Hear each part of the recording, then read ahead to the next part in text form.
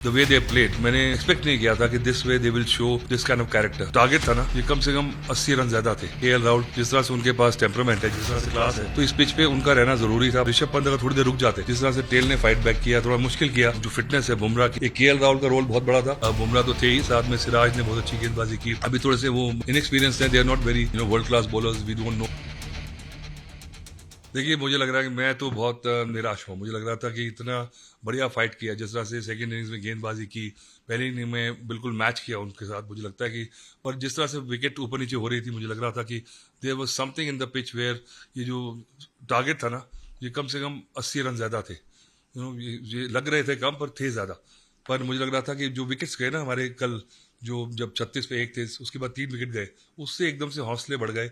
और एक साझेदारी फिर भी चाहिए थी। मुझे लग रहा था केएल राहुल जिस तरह से उनके पास टेम्परामेंट है, जिस तरह से क्लास है, तो इस पिच पे उनका रहना जरूरी था। पर ऋषभ पंत अगर थोड़ी देर रुक जाते, एक 30-40 मिनट का सेशन ऋषभ पंत का, ये मैच हमारी तरफ आ जाता। मैंने कहा था, पर इंग्लैंड की नाक हमेशा आ गई थी। पर जिस तरह से टेल ने फाइट बैक किया, थोड़ा मुश्किल किया, और बहुत करीब आके हारते ना, तो दुख ज्यादा होता है। मुझे लगता है कि पर अब आने आगे जो है सीरीज के थोड़े से जो डायनामिक्स है, it will be different, because now England will be you know will be dominating, because now you are behind the 8 ball. So now I think the way they came back in the second match, I think जो fitness है बुमराह की and Rishabh Pant, that will be the key for the remaining 2 matches.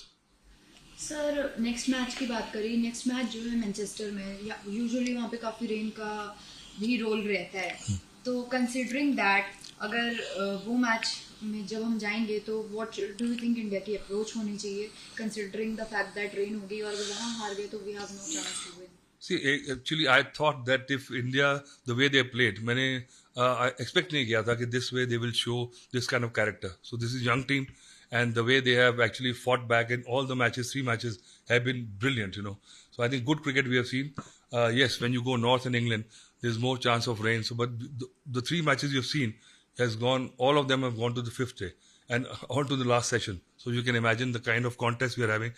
But I think rain will not affect too much, because these days England is also more or less tropical, because it's not like the old days of England where it just keeps on raining, and Old Trafford and Manchester is notorious for that kind of weather.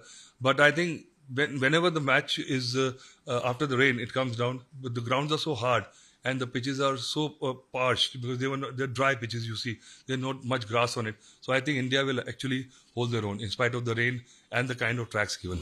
So what do you think was basically lacking? We saw a collapse yesterday. We saw a collapse today. So what do you think was the mistake that Indian batters were actually making here?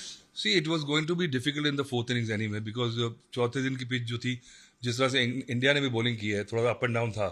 पर फिर भी मुझे लगता है एक जो partnership हुई जो रूट की, उसके साथ मुझे लगता है कि वो थोड़ा सा इंग्लैंड को ले गई 30-40 रन एक्स्ट्रा।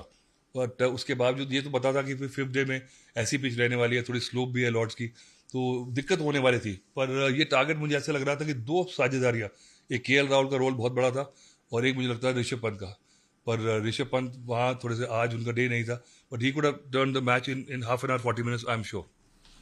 सर, बात करें अगर हम बॉलर्स की, तो इंग्लैंड की जो टीम है वो कंपैरेटिवली थोड़ा सा मान सकते हैं कि वीक बॉलिंग के साथ थी, but still they were able to take all of wickets. Yes. But also on the other hand, Shami जो है उनका लॉर्ड्स में रिकॉर्ड काफी अच्छा रहा है। डू यू थिंक कि कहीं ना कहीं Shami was the factor that was missing?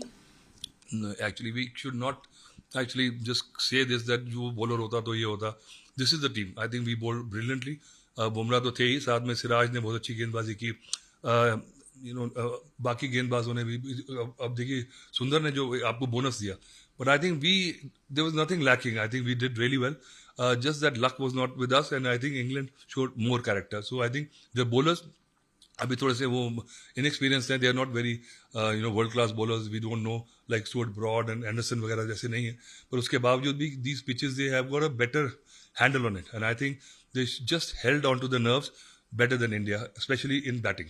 And what do you think that India should take away from this game and improve in the next game?